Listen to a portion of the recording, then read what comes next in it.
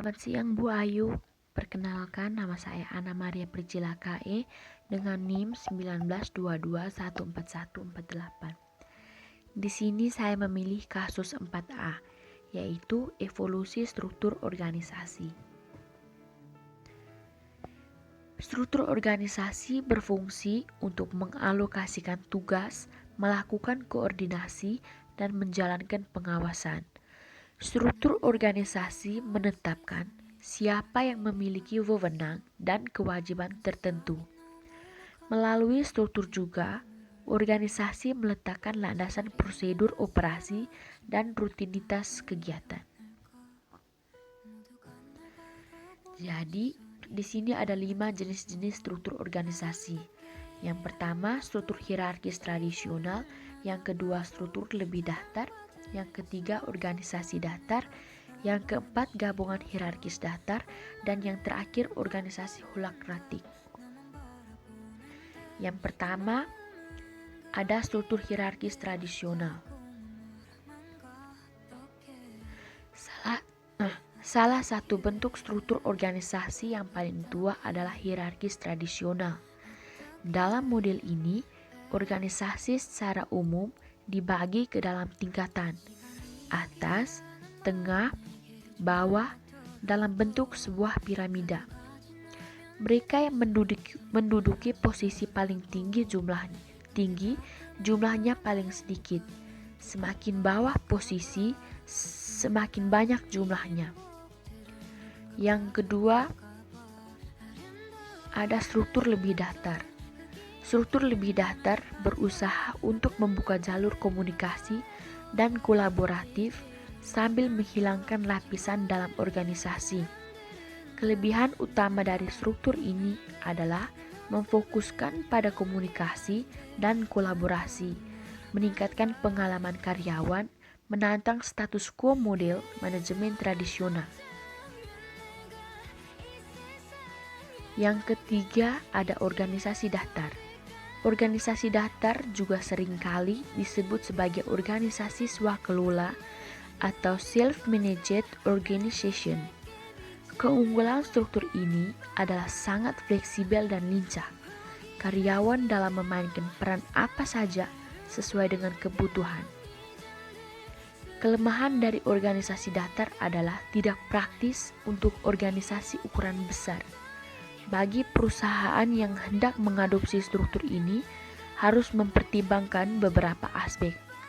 Yang pertama, jika pada awalnya berbasis hierarki yang ada tidak bisa dihapus secara tuntas. Yang kedua, model ini cenderung menimbulkan klik-klik. Yang ketiga, jika organisasi berukuran besar memutuskan untuk mengimplementasikannya, untuk mengeksekusinya akan memakan waktu dan akan membutuhkan sejumlah besar dana.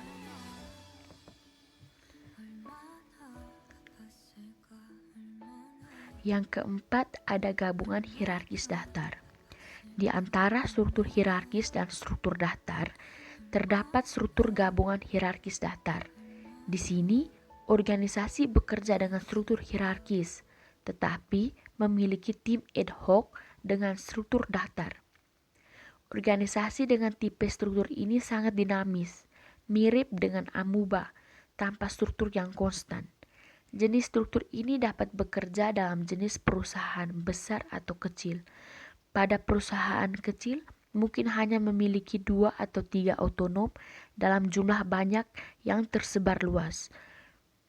Bagi pemimpin perusahaan hibrida, struktur hierarkis datar adalah memadukan sasaran masing-masing tim dengan tujuan besar organisasi. Dan yang kelima, ada organisasi holakratik. Tujuan dasar dengan struktur ini adalah untuk memungkinkan pengambilan keputusan yang terdistribusi sembari memberi semua orang kesempatan untuk bekerja dengan cara yang terbaik. Jadi, perusahaan berisi tim yang otonom, tetapi di antara tim otonom tersebut saling berhubungan, berkoordinasi, dan berkolaborasi. Perusahaan yang semula bergerak secara hierarkis melakukan perubahan radikal Untuk menerapkan model ini, oleh karena itu, yang cocok mengadopsi holakratik adalah perusahaan kecil dan menengah. Di sini ada alasan mengapa saya memilih kasus ini. Jadi menurut saya, kasus ini sangat bagus dan penting. Dari kasus ini juga kita bisa memberikan pengetahuan kepada para pembacanya ketika tentang pentingnya struktur organisasi. Dari kasus ini juga kita bisa mengetahui bagaimana memilih tipe struktur yang paling cocok yang sesuai dengan tujuan organisasi kita. Sesuai dengan tujuan organisasi seperti apa yang kita inginkan nantinya dan bagaimana strategi kita sendiri untuk mencapainya dan bagaimana kita menetapkan struktur yang tepat untuk mendukung pelaksanaan strategi organisasi kita. Jika kita salah dalam mengambil salah satu tipe-tipe struktur organisasi, kita dapat meramu bagian-bagian dari tipe strategi tersebut menjadi sebuah struktur organisasi yang paling sesuai untuk mencapai tujuan organisasi kita nantinya. Sekian dan terima kasih.